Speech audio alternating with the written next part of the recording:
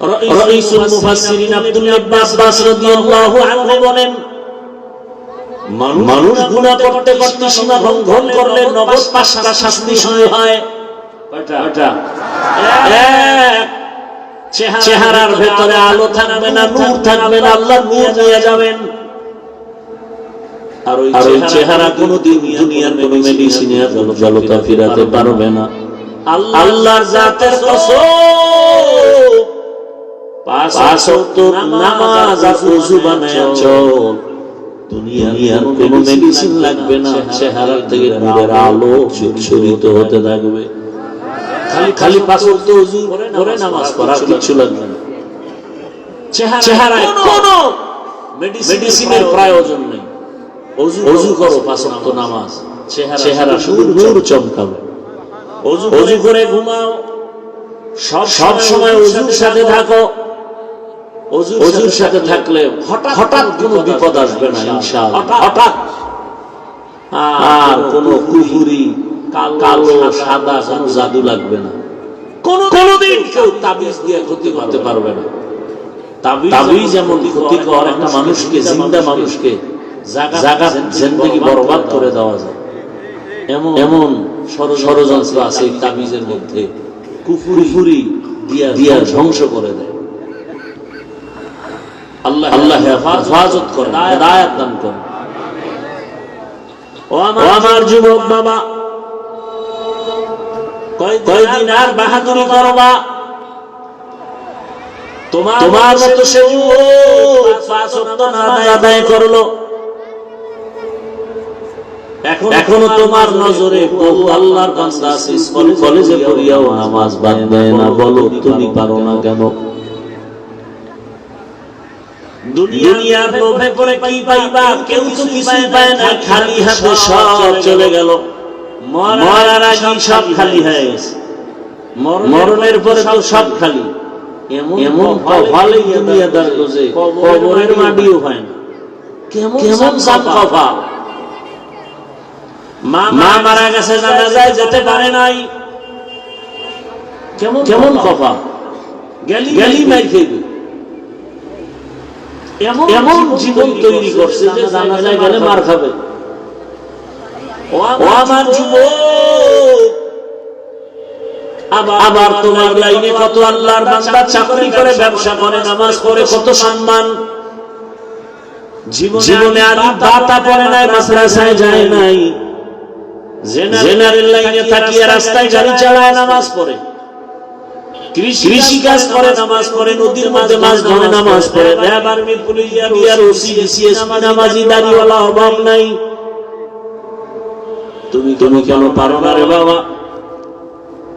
ভালো করে আজকে থেকে, এখন থেকে মনে করবা, তুমি না পারার একমাত্র কারণ তোমার কপালে কারো দোয়া লাগছে।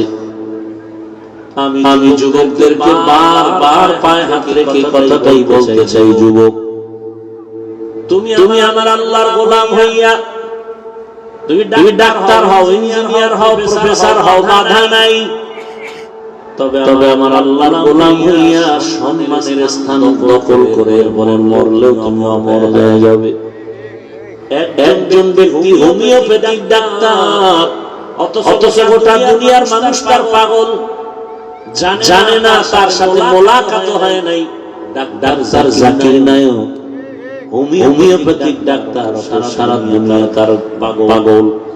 টাকার গরমে, ক্ষমতার গরমে, একমাত্র তার সুন্দর চরিত্র, নৈতিক আদর্শের কারণে।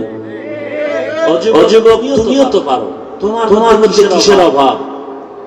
গোটা দুনিয়া তাকায় আছে, তোমার আদর্শ নিয়ে তারা বাঁচবে। তোমার আদর্শে আদর্শবান হবে, তোমার আদর্শে গোটা সমাজ আলোকিত হয়ে যাবে। তোমরা দেশ পরিচালনা করো, সমাজের মানুষের ইজ্জত হেফাজতের জিম্মাদারি তোমার হাতে নাও। কেন তুমি একটা মোবাইলকে হাতের মধ্যে নিয়ে নিজের জীবন নিজে নষ্ট করো রে বাবা? একসময় আফসোস করবা, কাজে আসবে না। মরিয়ে গেল কেউ তোমার নাম নিবে না। এরে আল্লাহর বান্দা, তুমি যে লাইনেই থাকো চরিত্র ঠিক রেখে আগাও। ডাক্তার হলো তোমার জীবন হবে গোটা দুনিয়ার মানুষের কাছে সুপরিচিত। ইঞ্জিনিয়ার হলো সর্বোচ্চ সম্মান। মোবাইলটা 5 বছরের জন্য পানিতে ফালায় দাও। তুমি কি এখনো বুঝো না আল্লাহ কি তোমাকে বুঝ দেয় নাই যে তোমাকে ধ্বংস করার জন্য শুধু মোবাইলই যথেষ্ট? এই বুঝটাকে আল্লাহ তোমাকে দেয় নাই। চরিত্র নষ্ট, লেখাপড়া নষ্ট, মা বাবার সাথে দ্বন্দ্ব, এই মোবাইল। ভাই দ্বন্দ্ব, মাঝখানে কি মোবাইল। স্ত্রী আর স্বামীর সাথে দূরত্ব, মাঝখানে মোবাইল। সন্তানের মাঝে আর মা বাবার মাঝে দূরত্ব, মাঝখানে তোমার কি এখনো বুঝে আসে নাই যে তোমার এই মোবাইল তোমার চোখের পাওয়ার কেড়ে নিতেছে? তোমার এই মোবাইল তোমার হাতকে দুর্বল করতেছে, তোমার কিডনি ড্যামেজ করে দিতেছে। যদি থাকে তো 5 বছর কষ্ট করে চালাইছো। মানুষের একটা শখ থাকে যে পার্কে গেলে কি জানি মজা, দাড়ি কাটলে কি জানি মজা। আচ্ছা নিছো তো কিছু টাইম, এবার ফিরো। মনে চাইছে নামাজ পড়বা না, পড়ো নাই, এখন ফিরো। করছো তো মনের মতো জীবনে রং তামাশা তো কম করো নাই। আর কত হায়াতের বাকি আছে কত? গাড়ির নিচে যুবকের লাশ, পানির নিচে যুবকের লাশ, ঘুমের বিছানায় যুবকের লাশ। কয়দিন এখনো সময় আছে, তওবা করো। মোবাইলটা কিছু দিনের জন্য ফেলে দাও। দামি মোবাইল তোমার পাশে নিয়ে দাঁড়ায় থাকবে হাদিয়ার জন্য। শুধু চরিত্রটা ঠিক রেখে দাঁড়াও। 3 জায়গার দোয়া নাও, খোদার কসম তুমি ডাক্তার হলো, জগৎ বিখ্যাত সম্মান হবে, সুনাম সুখ্যাতি গোটা দুনিয়াতে ছড়িয়ে পড়বে। কয় জায়গার দোয়া? 3 জায়গার দোয়া। এবং তোমার চরিত্র সুন্দর লাগবে, দেখবা সম্মান। আজকে 500 টাকার জন্য ঘুম নাই, 5টা বছর খালি মেহনত কর, লেখাপড়া করে দাঁড়া একটা জায়গায়, 2 হাত দিয়ে টাকা হালাল ভাবে নিয়েও শেষ করতে পারবা না। টাকা খাওয়ার মতো তোমার লোক থাকবে না, এই পরিমাণ টাকা আসবে। ওই ময়লার পেছনে তুমি দৌড়াও কেন? 3 জায়গার দোয়া নাও। 1 নম্বরে মা বাবা, 2 নম্বরে শিক্ষক, 3য় উলামায়ে কেরাম। এই 3 জায়গার দোয়া আসলে তুমি হিরো। এবং এটাও লিখে রাখো, এই 3 জায়গার অভিশাপ যদি লাগে, খোদার কসম তুমি ঘুমের বিছানায় পড়ে পঙ্গু হয়ে যাবা মরার আগেই। জীবন সফল হবে না, কসম আল্লাহ। মা বাবার অভিশাপ লাগলে জীবন ধ্বংস হয়ে যাবে, মরার আগে মরবি না, ধুকে বিছানায় কাঁদবি। শিক্ষকের বরদোয়া লাগলে তোর জিন্দেগি বরবাদ, লিখে রাখ। 3 নাম্বার উলামায়ে কেরামের অভিশাপ। যদি তোর ব্যবহারে কোন আলেম কষ্ট পায়, নিঃশ্বাস ফেলে ধ্বংস শুরু। বলা লাগবে না আল্লাহ ওরে মাইরে ফেলাও, বলা লাগবে না। খালি কষ্ট পায় মা বাবা বলবে আর কিছু দরকার নাই, বাকি আসমান থেকে ফয়সালা হয়ে যাবে। শিক্ষক যদি বলে নিঃশ্বাস ফেলে, আসমান থেকে ফয়সালা চলে আসবে। এই যুবক, আমি রাস্তাঘাটে চলি, তোমরাও তো চলো। দেখছো কোনদিন যে অল্প বয়সের অনেক যুবক পাগল? দেখছো? আরো দেখছো যে ইংলিশে কথা কয়? বিষয় কি? ভালো ছাত্র ছিল, বেয়াদবি করে পাগল হয়ে গেছে। বরদোয়া করা লাগে না, মা বাবাই কখনো বরদোয়া করে না। অন্তরে কষ্ট পায়, নিঃশ্বাস আসে, এটাই ধ্বংস। এই কি হেদায়েত হয়ে গেছে নাকি? না বিড়ি টানতে যায়? হ্যাঁ, মস্কারি করেন না।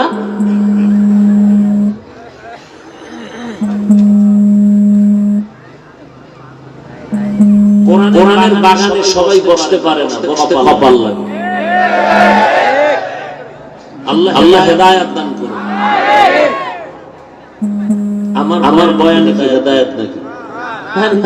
রাসূলের বয়ানে হেদায়েত পায় না, আর আমি কি? আমি তো মানুষই না। আমি খচ্চর চেয়েও খারাপ, আমি পশুর চেয়ে খারাপ। মাওলানা হইছি, বক্তা হইছি, মানুষ হতে পারিনি। মানুষ হওয়া ভিন্ন জিনিস। মানুষ বড় কঠিন। গর্ব সুরত আদমি সাবুদে আহমদ বু জাহলো হামে সাবুদে আদমিরা আদমিয়ত লাজমাস রাগার বুনা বশদ ইজামাস। মানুষ তো হতে টাইটেল পাস মাওলানা হওয়া লাগে না। আরে মানুষ হওয়ার জন্য গুণামুক্ত কলব লাগে। কি মুক্ত? গুণামুক্ত কলব। সবাই বলে হাফিজুর রহমান ভালো, আল্লাহ বলেন ও হাফিজুর রহমান কেউ না জানে আমি তো জানি তোর হাত গুনার কারণে নাপাক। তুই মোবাইল চালায়া জিহ্বাটারে নাপাক করেছো, চোখ দুইটা নাপাক করেছো, কান নাপাক করেছো, কে জানেন? আল্লাহ বলেন ফলাফলটাও আমি দিব, এখনো সময় আছে, তওবা করো। ও আমার কলিজার যুবক, তোমার মতো যুবক যদি এখনো দিনের পথে থাকিয়া চাকরি করে ব্যবসা করে, বলো তুমি পারবা না কেন? ও পর্দার আড়ালের আম্মা জানেরা বোনেরা, আপনার মতো কত মা কত বোন এখনো আছে পর্দা করে নামাজ পড়ে, আছে না নাই? ভিন্ন মা বোনকে বলছি, মা আপনারা কেন মার্কেটে ঘুরেন, দোকানে ঘুরেন, মোবাইলে সময় নষ্ট করেন, জীবন নষ্ট করেন? একটা বাবা একটা মা যদি খালি চিন্তা করতো আমার ভবিষ্যৎ ফল সন্তান, জীবনে আকাম করতে পারতো না। প্রত্যেকটা মা বাবা যদি চিন্তা করতেন যে আমরা তো এক সময় দুনিয়ায় থাকবো না, সন্তান আমাদের নিয়ে গর্ব করতে পারে এমন আদর্শ রেখে যাই। ভালো আদর্শ রাখলে সন্তান দুধের নিয়ে গর্ব করবে আর বলবে আমার আম্মু কত ভালো ছিল, আজান হলেই নামাজ দাঁড়ায় যেত, আমার আম্মু এত সুন্দর, কোনদিন বেগানার চেহারা দেখে নাই আমার মা, মোবাইলে নাটক দেখে নাই, মোবাইল নিয়ে গুনাহ করে নাই। আমার আম্মু আমাকে কোরআন তেলাওয়াতের দাওয়াত দিতেন, কালেমা শিখাইছেন আমার মা। আমার আম্মু বাবার সাথে কখনো খারাপ আচরণ করে নাই। আবার বাবার বেলায় বলতো আমার বাবা এত ভালো, আমার মায়ের উপরে জুলুম করে নাই, বেগানার নজর দেয় নাই, মোবাইল নিয়ে পড়ে থাকে নাই। আমার বাবা পাঁচ ওয়াক্ত নামাজি, সন্তান গর্ব করবে, দোয়া করবে। ও বাবাজিরা আম্মা জানেরা, যদি খারাপ আদর্শ নিয়ে কবরে যান, সন্তান আবার ধিক্কার জানাবে, এক সময় বলবে আমার আম্মু কত খারাপ, কোনদিন আমাকে নামাজের দাওয়াত দেয় নাই। মা বাবার সাথে কত গালাগালি করতো, ঝগড়া করতো, মোবাইল নিয়ে পড়ে থাকতো, মার্কেটে আমার মা ঘুরতো। বাবার বেলায় দুঃখ করবে আর ধিক্কার দিবে, বাবা এত খারাপ। মায়ের সাথে কত গালাগালি, খারাপ আচরণ, আমার মায়ের উপরে জুলুম। আমার বাবা বেগানা নিয়ে পড়ে থাকতো, মোবাইল নিয়ে গুনাহ করতো, ধিক্কার যার জানাবে আর বলবে মা বাবা ভালো না হলে আমরা সন্তান কেমনে ভালো হব? ও মা বোনেরা, ও বাবাজিরা, এখনো সময় আছে, তওবা করেন।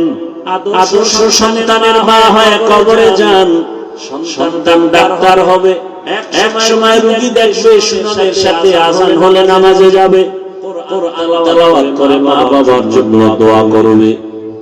এখনো সময় আছে, তওবা করেন।